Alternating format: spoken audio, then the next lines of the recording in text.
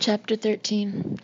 No matter how sedulously Ben and Marianne prepared for the nightmare, nothing could ameliorate their discomfort at entering a new high school for their annual pilgrimage among strangers. They had speculated that growing up in the American military could affect the personality of an individual in one of two ways. One could either brim with hidden reservoirs of counterfeit personality, walk up to mobs of inbred teenagers, say the proper things, smile the winning smile, and enter into the mainstream of high school life without experiencing the painful days of walking the school hallways like unearthed troglodytes. Invariably, it took Ben and Marianne months before they could overcome their native diffidence, which actually was an obstinate refusal to make themselves vulnerable. They were afraid of being laughed at, of being the object of derision, of isolating themselves further because of a strategic error that caused them to insinuate themselves too soon into that hostile, unforgiving world where adolescents practice the small atrocities and petty cruelties of adults. It took at least 3 months before they quit hating to wake up in the morning for school. Each year before the first day of school, Lillian would deliver a boy an address that was always a variation on a theme. I think y'all are among the luckiest children in America. You're always traveling, gaining new insights, learning how people think and act, and learning how to meet people by putting your best foot forward. If I were you on that first day of school, I'd just pick out somebody I wanted to meet, walk up to them with my head held high, and tell them I was new in town and would appreciate a friend. Now that's how I'd do it. Of course I'm not you, but instead of moping around with your eyes down, I'd just say to myself that it's a new day, and I'm going to make friends with everybody in sight. I like moping around with my eyes down, Marianne would say. Me too, Ben agreed. Both of them knew how the cycle of friendlessness would end. Eventually someone very ugly or very unhappy would spot a new kid walking around and in tentative, irresolute gestures would offer friendship to you with no ulterior motives, except to end their own intolerable loneliness. For a while, you would have an ugly, unpopular kid for a friend. Through him, you would meet someone else you liked a lot better, and gradually your friendship with the first person would erode, then vanish into a grieved memory. In a new school, one had to build a set of friends on the abandoned carcasses of unhappy boys and girls who befriended you during the days when you had no choice. In the middle of the year, the new kid would have reached the middle ground. He would begin to unfold, come out like the moon in half phase. When he regained his equilibrium and began to experiment with the persons he had kept at bay, terrified that someone might steal a peek at the human he actually was, when at best he relaxed and was awash with the beneficent realization that he was a stranger no longer, that he belonged almost as much as anyone else. It was then that the Marine would come home with orders and announce that the family would move again that June. John C. Calhoun High School was a red brick 2-story structure with a statue of the South Carolina statesman pointing a bony 12-inch finger at the river that curved at a 90-degree angle in front of the school. The school had a colonial facade with a graceful cupola on its roof. 2 wings had been added to accommodate the yearly accretions of Marine children who came into town as Ravenel Air Base expanded. A long covered breezeway paralleled the main structure and connected the 2 wings. In the rectangle created between the wings, the old school and the breezeway, flowers bloomed beside a stone fountain which did not work. The gymnasium was contiguous to the east wing of the school, and a grassless football field with crack-baked mud, harrowed by cleats, formed the far boundary of the campus to the north. Both the statue of Calhoun and the front door of the high school looked downriver, and by sitting on the front steps, one could watch the heavy traffic of yachts and barges work its way past the sandbars and oyster banks of the inland waterway. Ben and Marianne paced the halls of Calhoun High together, deriving strength and comfort from each other's desolation. Both felt that it was a period of high visibility, that their faults and blemishes were sinking into obscurity in an inversely proportional manner. Paranoia was always the first malady to contend with when entering a new school. Ben and Marianne felt all eyes were upon them, when in actuality no one noticed them at all. For homeroom, Ben had a large bovine woman named Mrs. Troutman, who had an eerie sadness about her face, even though she smiled all the time. It was as though tragedy lingered discreetly around her. She had a large, pleasant nose that sniffed the air at irregular intervals, like a heifer catching the scent of blood in the stockyard. She was also Ben's American Civilization teacher during the last period and read from the textbook word for word, pausing to render editorial commentary whenever a particularly salient point was raised by the author of the text. It was obvious to Ben that she was a lot more interested in the politics of homeroom than the muddled breastworks of state and local government. On the first day of school, Mrs. Troutman had risen in the front of the room for her opening address to the homeroom. "I am Mrs. Troutman," she began imperially. "I would like to welcome all of you to the hallowed halls of John C. Calhoun High School. For those of you who are new at our school, and from my records I see that 2 or 3 of you are indeed new, I would like to tell you about some of the traditions we hold sacred." In the front hall, embedded in the floor, you will find a Block C, generously bestowed by the class of 1960 to instill pride in our athletic squad and our academic endeavors. No one is allowed to walk on the Block C. Try to remember that, because if one of our big football players catches you, then there may be the devil to pay. Also, as seniors, you have the privilege of cutting in front of the lunch line. Now, I will be passing out a school handbook which has most of this information. If you have any questions, I will always be available to my boys and girls from homeroom 4B. She paused, cleared her throat, her tone taking on an ever deeper seriousness. "The first order of business is to elect homeroom officers. Now, I have a reputation of having homerooms that are the envy of the school. 4B has always been the best. 4B is the best, and 4B always will be the best. Therefore, it is very important to elect the best people to homeroom office. Now, I would like a moment of silence for all of you in here to think about who would make the best leader for 4B. It's not always the most popular person you know. Sometimes the quietest person in the room makes the best leader. Everyone sit still now and think about who you personally think will serve the interests of 4B best. It's not an easy decision, I know. The qualities of a good homeroom president are these, in my opinion." Her voice was getting lower and lower, but she continued to whisper her message. Courage, prudence, aggressiveness, loyalty to 4B, charity, faith, an ability to overcome adversity, and hope. "No," Ben disagreed silently. "No homeroom president has ever had a single good quality."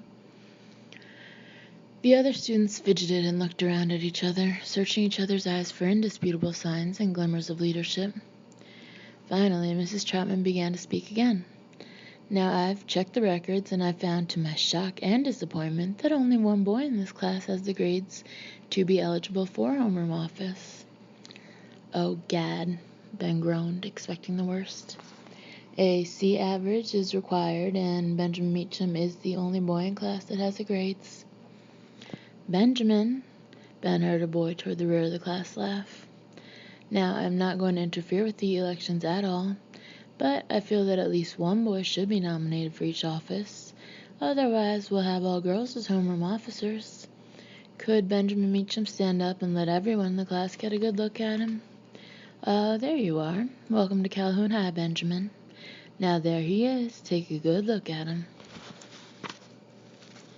Ben could feel a blush begin at the cuticles of his toes, rush through his entire body, and assault the very roots of his hair.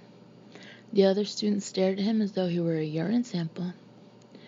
"I am going to put Benjamin's name in nomination for president of 4B. Are there any other nominations?" Ben later told Marianne it had been a banner day in his history as a high school student. In rapid succession, he had been defeated for homeroom president, vice president, secretary, treasurer, sergeant-at-arms, homeroom representative to the student council, and homeroom alternate. The most humiliating aspect of his successive defeats was that he had not garnered a single vote. Not even the new kids had voted for him. "Who wants a zip face for homeroom president?" Marianne had said. It wasn't that, sister. They just didn't feel I had any leadership qualities. On the Thursday of their second week in school, after a lunch of sloppy joes, black-eyed peas, applesauce, coleslaw, and milk, Ben and Marianne turned the corner of the breezeway near the shop and were drawn by a surge of bodies toward a central unseen drama that had an ozone smell of violence about it. A tall, freckled boy with carrot-hued hair slicked back was holding a smaller, dark-haired boy in a headlock as the rest of the crowd laughed at the smaller boy's efforts to free himself. "Let me go, Red," the smaller boy pleaded. "Sammy, now, you and me are good buddies, ain't that right?" Red said. "That's right, Red, so why don't you let me go?" "I want to let you go, Sammy, but you gotta say what I told you to say." "I won't say that," Sammy answered. "Then I'm going to keep on squeezing your scrawny little Jew boy neck," Red said, tightening his hold. "Now say it, Sammy. Say it before I start getting pissed." "Hail Hitler," the boy said quietly. "Louder, Jew boy," the other boy commanded. "I want everybody to hear how much you love old Adolf." "Hail Hitler," the boy said louder. "That ain't loud enough, Sammy," Red said, winking and smiling at the crowd. Marianne turned to Ben and whispered harshly, "Help that boy, Ben." "Hell no, Marianne. Let's get out of here. He'll let him go in a minute." "If you don't, then I will," she said, starting to weave through the crowd. "Damn it, Marianne, stop," Ben pleaded. "Let's just walk down the hall and mind our own business." "They're humiliating that boy," Marianne said, pressing forward. "He's crying." Sobs erupted from beneath the jacket of the red-headed boy, and Ben knew he had a quick decision to make. Marianne would try to scratch Red's eyes out if she reached him, and Ben would have a dilemma, explaining to his father how he had sided with discretion and prudence, while his sister defended the principles of honor and courage by fist-fighting a bully at the noon break. Marianne was much braver than Ben, but he reasoned it was because she had never been punched in the mouth and had no conception of how it hurt. Ben caught Marianne by the arm and said as he went by her, "I ought to punch you, turd." "Hail Hitler," Sammy said again. "Any teachers coming, Lee?" Red asked one of his friends. "Nah, I'm watching," Lee answered. "Now then, Sammy, one more thing and I'll let you go. I love Jesus Christ." "Leave him alone," a voice said. Red looked up and saw Ben glaring at him. Several of Red's friends shifted toward Ben, keeping to the edges of the crowd. Ben noticed that Red was a good 2 inches taller than he was, but he also was certain that he outweighed Red by 20 pounds. Of course, Ben thought, Red has 10 or 20 of his buddies surrounding him, which gives the battle of poundage back to Red by several thousand pounds. "Who in the fuck are you, buddy?" Red snarled. "Just let the guy go and try someone your own size." "And just what if I don't let go, Bubba?" Red said, aware that he was losing part of the crowd to this newcomer. "If you don't let my good friend Sammy go, Red, I'm going to make you say how much you love Martin Luther King," Ben said, and much of the crowd laughed. "You think you could, Bubba? What's the matter with you? Are you a Jew boy too?" "Yeah, Red, I'm a Jew boy too, and I don't like seeing other Jew boys being picked on by red-headed punks." "He's a Marine brat," someone shouted to Red. "He ain't no Jew." "Twinkie, you a Marine brat?" Red asked. "Yeah. I hate Marine brats, Twinkie." "You're gonna hate him a lot worse in a minute," Ben fired back. "How'd you like a fist where your mouth used to be?" Red asked. "He's a goody-goody, Red. Stomp his butt," a voice said from behind Ben. Ben was becoming aware of the voices of satellite greasers moving in and around the perimeter of the fight. "Hit him, Ben," Marianne cried out. She was directly behind Ben. "Who's your fat friend, Twinkie?" "That's my sister, you red-headed fart, and you say anything about her and they're gonna have to clean you up off this breezeway." "Whip his ass, Red," someone called. By this time, Red had released Sammy and turned to concentrate his full attention on Ben. Sammy slipped out of Red's grip and disappeared, leaving Ben to face the menacing crowd alone. Red and his friends began to close in on Ben. Marianne was pushed back deeper into the group of spectators. Someone pushed Ben from behind. He turned and pushed his assailant back. When he did, Red reached into his dungarees and pulled a switchblade from his back pocket. When Ben turned around, the blade of the knife was up against his throat. Lillian had provided Ben with an inestimable theory that leapt to his brain as soon as he felt the knife point near his larynx. If a Southern boy ever pulls a knife on you, Ben, it is because he knows how to use it. Red, Ben said. Red, old buddy, you have just won this fight. Adrenaline burned through his stomach like two tributaries pouring into a river. Someone had grabbed him from behind, pinning his arms. No, I've just started to win it, Twinkie. You pissed me off real bad, and you're going to spend a long time paying for it. Now, I want you to say real loud, I got a fat, ugly sister. No, Ben said. Then a voice in the crowd began to scream, Teacher, teacher! It was Marianne's voice. The knife disappeared in an instant. Ben's arms were freed. Ben whirled and sprinted through the crowd. There ain't no teacher, a voice behind Ben called.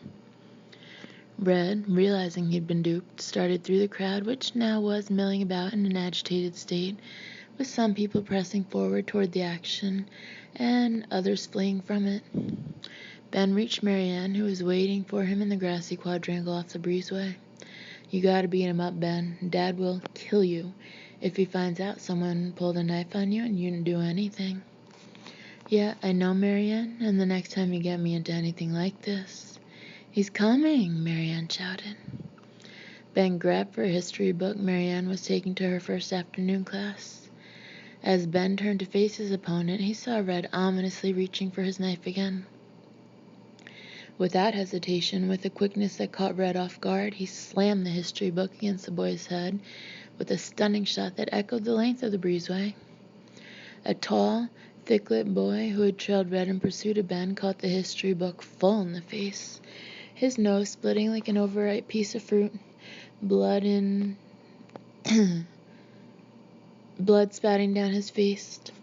A fist hit Ben on the side of his face just below the ear. Ben staggered against the steel post that supported the overhang to the breezeway. The boy who had hit him was charging forward, but was tackled from behind by a screaming Sammy who mounted the boy's back and was punching him in the back of the head. Marianne scratched Red's face as he tried to rise and re-enter the fray, but Red shoved her down as he rose to his knees, stunned and uncomprehending. Ben saw his sister fall into a hedge that bordered the classroom window. He came straight down on Red's skull from a high, splendid angle, and this second blow sent Red's face crashing into the cement walk. It was Red's last violent moment of the morning. Though Marianne rushed up to kick Red in the ribcage before Ben could calm her, no one else sallied forth to take up Red's gauntlet. Suddenly, the breezeway thronged with teachers who began moving in groups of kids in different directions, getting the flow of bodies aimed again in the natural pattern of traffic. When Mrs. Troutman spied Ben, he heard her wail, Oh no, not one of my 4B boys. A pair of formidable arms grabbed Ben from behind. Male teachers whose faces were unfamiliar to Ben helped Red up from the cement. One pulled Sammy from the back of the boy who had connected with Ben's face. Finally, a voice behind him asked Ben, Who are you, son? My name's Ben Meacham, sir. I'm new here. That's nice, Mr. Meacham. I'm your principal, the voice whispered in his ear. The principal's office was a cramped, achromatic cubicle separated from the library door by a glass trophy case that overflowed with the gilded booty of athletics earned over the past 30 years. Its walls were painted with a post-war bureaucratic gray. The wall behind the principal's desk was covered with photographs of a tall, slender man with fluid, long muscles and sandy hair, frozen into graceful poses while participating in a variety of sports. In one, he was throwing a football. In another, he was shooting a one-hand set shot. But in most of the photographs, he peered out from behind two 16-ounce boxing gloves, crouched low in a boxer's stance, his arms poised and coiled like snakes. Ben was sitting on a chair facing the principal's desk. It was the first time in his life he had been summoned to a principal's office for disciplinary reasons, and he did not find the circumstances prepossessing in any way. Running through his mind were lies or excuses he could offer his father for his involvement in the fight. Bull would not mind that there was a fight, only that Ben had lacked the stealth not to get caught. Ben cheered his spirits somewhat by dreaming of strangling Marianne with barbed wire, or cutting her heart out like an Aztec, and eating it before her eyes in her last moments of consciousness. These images of revenge vanished when the principal, John Dacus, walked through the door and sat down at his desk. The principal had a blond natural grace that made him look younger than he actually was. His voice had a soothing gravity, and his smile was disarmingly gentle. He was an older, more formidable version of the man in the photographs. A quiet strength and subterranean power exuded from his body with understated insistence. It was readily apparent to Ben that Dacus was a man of awesome strength. He was looking over Ben's transcript, which a short, bloodless woman had brought from guidance. "You're an athlete, Mr. Meacham," Mr. Dacus said, studying the transcript. "Yes, sir," Ben answered. The telephone rang. Mr. Dacus picked it up, grunted monosyllables of assent and negation, then hung up. "That was the doctor, Mr. Meacham. You gave Lee Wicks a broken nose. Doc thinks Red will be okay, but he has to wait for some x-rays to come through before he can tell for sure. Now, we don't like and we don't allow fighting in this school. You just tangle with some upriver boys, and they're about the roughest group of white boys in the county. They've given me a hard time ever since they were in the 9th grade. You swing a mighty mean history book, son. Now, one important question. Red told me you picked the fight with him. Is that true?" "Not exactly, sir." "I started it, Mr. Dacus," a voice called from outside the door. Marianne stepped into the room. "I made Ben jump in and help that boy." "Who are you, young lady?" the principal asked, amused by the intrusion. "Marianne Meacham, sir. I'm Ben's sister, and if anybody should be punished for what happened, it should be me, because I told Ben if he didn't help that poor boy, I was going to help him. And Ben knew Dad would kill him if he ever heard I got into a fight to help someone, and Ben chickened out. But if you ask me, neither one of us should get in trouble, 'cause those tacky, nasty boys deserved everything they got. But it was me that started it. I made Ben do it." "Oh," the principal said, "you mean it's that simple?"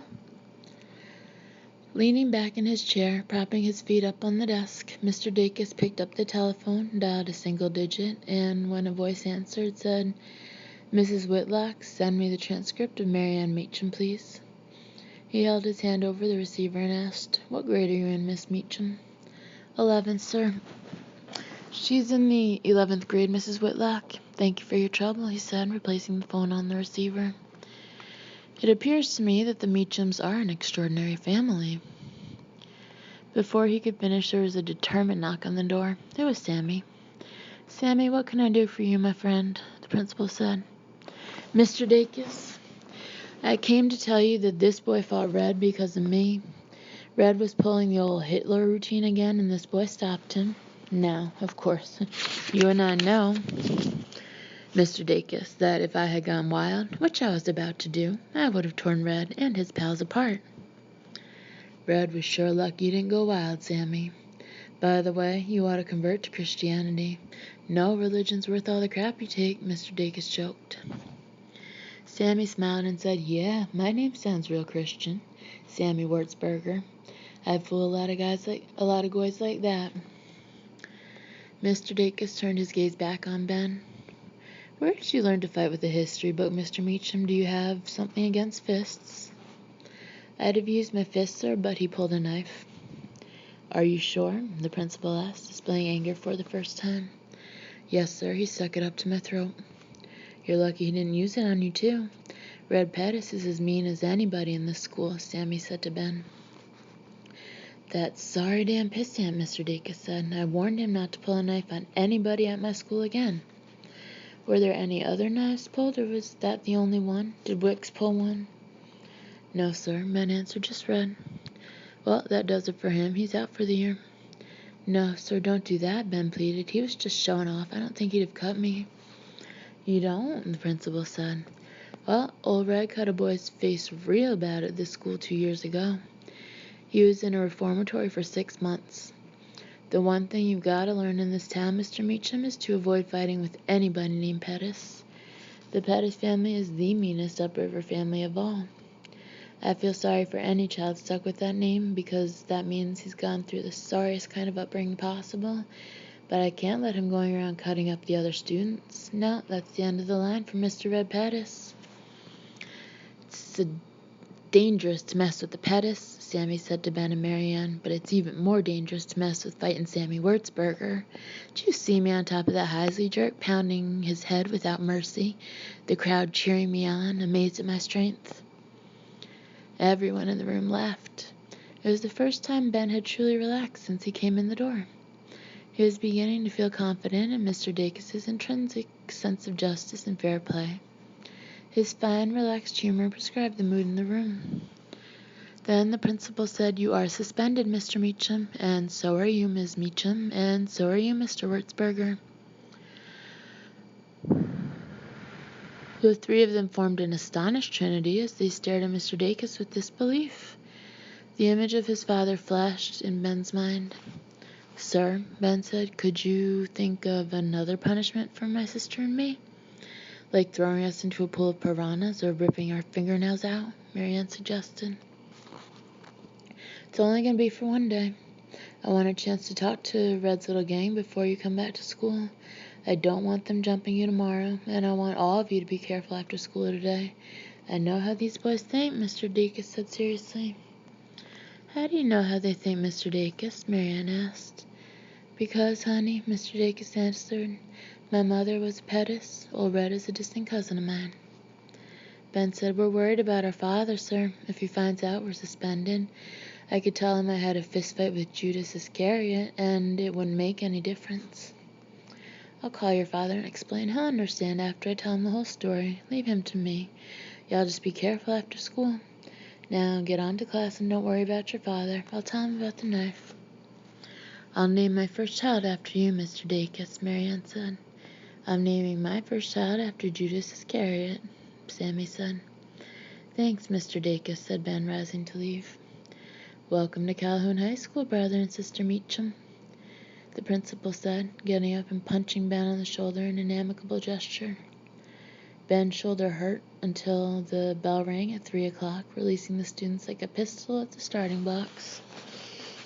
From 2:30 to 3, at Calhoun High School and every school he had attended, Ben's mind wandered far away from the teacher's voice and concentrated on the energy of escape that poured out of each student like light, then became something tangible, almost nuclear, something to be reckoned with in the half hour before reprieve.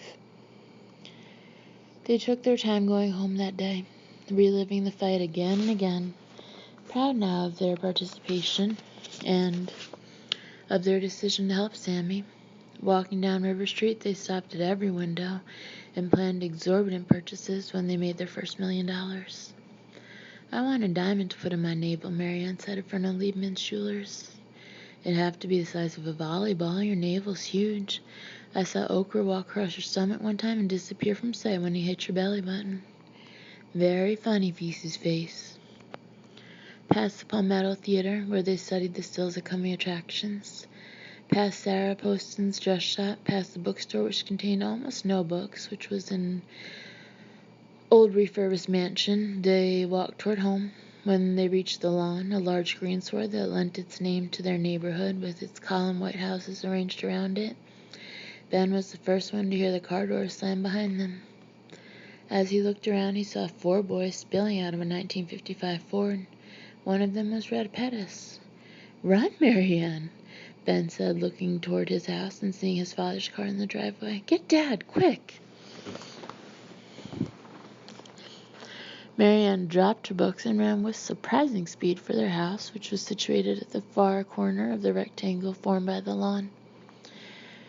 Dropping his books, Ben turned to face the 4 antagonists who now bore down on him.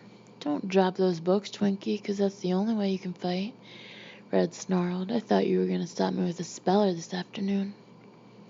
"Red, I don't have any bone to pick with you." "Is this the one, little brother?" a heavy, narrow-eyed boy said, appraising Ben carefully, and moving around to his left with an impatient caution. He was in his early 20s, and his hands were calloused and hard from labor. He also had red hair, but of a deeper, less offensive color than Red's.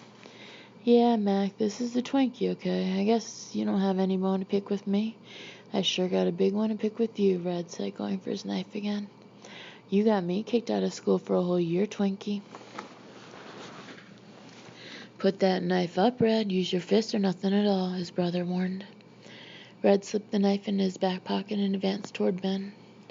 The other two boys, who had remained silent, moved behind Ben and waited for Red, or his brother, to make the first move.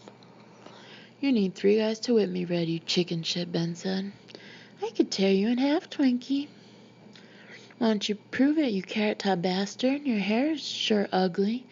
Looks like someone shit on the top of your head. Let's get him fast, boys, and get the hell out of here, Fred's brother said. That girl's probably got the cops coming already. A fist burned into Ben's kidney from behind, dropping him down on his knees. Another blow caught him flush on the cheekbone. He dove at Red's legs and succeeded in bringing him to the ground. Red began to swing and kick at everything until Ben began to swing and kick at everything until he himself was kicked in the solar plexus, and he lay gasping for breath, tears rolling down his cheeks. The station wagon backed out of the Meacham driveway, came down Elliott Street at an unobtrusive pace, then accelerated across the lawn at 50 miles an hour, stopping between the combatants and the 55 Ford parked on the road. 2 men wearing flight jackets jumped from the car, removing their jackets as they did so and slinging them behind them as they advanced forward toward Ben, who had quit fighting and had rolled into a defensive crouch to minimize the damage inflicted by the fists and kicks. Ben heard his father say, "Which 2 do you want, Virgil?" "Shit, Bull, let me kill all 4 of them by myself. You go back to the house and fix a couple drinks. I might even break out into a sweat." "No, Virg, that wouldn't be fair. I don't want you to have all the fun. I want to kill at least one of them." The 4 boys were looking for possible routes of escape when Red's brother decided that in arbitration lay his salvation from this swiftly retrograding dilemma. He proffered his hand to Bull, and with a sincere but uncertain smile, he said, "I've no quarrel with the Marine Corps, no, sir. I've always admired and respected the Marine Corps." "It's mighty nice of you, sir," Bull said, taking the boy's hand, "and I've got a real feeling your respect for the Corps is going to skyrocket in just a few minutes." Bull began to squeeze the boy's hand in a pincher-like grip until the boy attempted to pull away. Soon, Bull began to work the bones of the boy's right hand against each other, applying more and more pressure, until the boy began to scream for his friends to pull Bull off.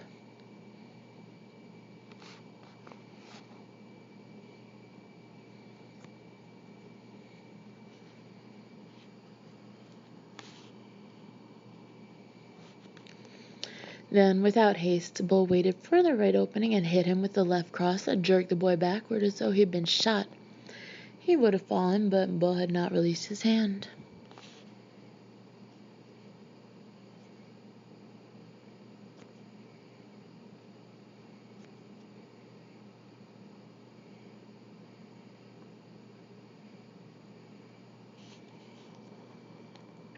His breath coming back to him, each new lungful of air a gift of infinite price, Ben rose to one knee and watched the fight with eyes that were clouded with pain.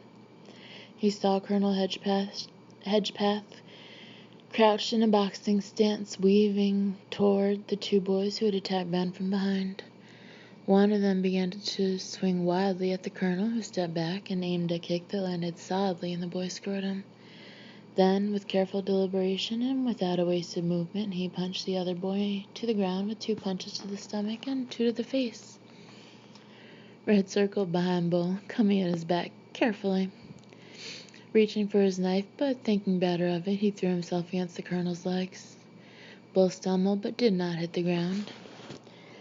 Instead, he lifted his leg and brought his shoe down hard on Red's wrist. By this time, Ben was up and game again, his sore places numb and his temper deepening into a white heat, manifested by a low animal whine emitted as he charged the prone figure of Red. He left his feet and came down on Red's back with his knees, the air rushing out of his lungs as though he were a beach toy. All 4 of Ben's assailants were stretched out in the grass in various postures of defeat and pain. Dancing like schoolboys, Bull and Virgil went from one boy to the other, as though touching bases, pleading with them to rise and fight again. Then Bull, seeing their car parked on the road behind his, sprinted toward it and mounted the front of the car with a single leap. He began to leap up and down on the car's hood, caving it in to the loud accompaniment of crumpling steel and Virgil's hurrahs. Then he danced on the Ford's roof, leaving footprints of steel in his truculent clog across the top of the car.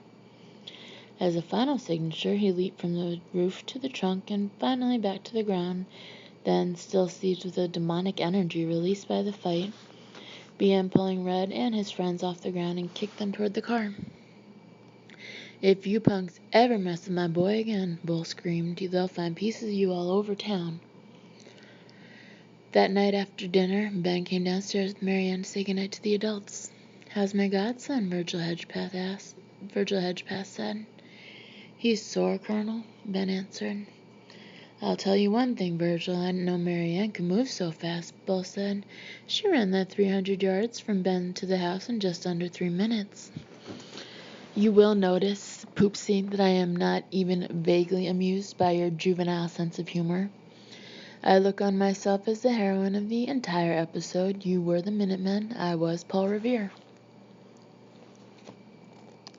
"Well, Marianne, I have you to thank, then, for one of the most enjoyable afternoons I have spent in many a year."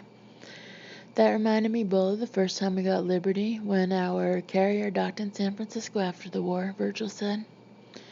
"We must have fought with half the Pacific Fleet during that week and a half," Bull said. "It looks like my godson, old Marine Jr. here, can use his fists when it's necessary." "I got a phone call from your principal, Mr. Dacus, today, Ben. He told me about the Jew you and Marianne helped out. I was right proud of both of you. I bet the reputation is going to spread around that school real fast. That screwing with Meachams is like playing with fire." Lillian and Paige Hedgepath joined their husbands in the den. Lillian served coffee to Bull and Virgil, putting a shot of Irish whiskey in each cup. "I was just trying to talk Paige into coming to the tea I'm going to give for the senior officers' wives in December, Virg. You work on her at home, and I'll make a novena once a month." "Honey," Paige said, "it would take a lot more than God and Virgil Hedgepath to get me to one of those awful boring teas where those dumb wives sit around counting each other's wrinkles." "Behind every successful Marine officer stands his loyal and uncomplaining wife," Virgil joked.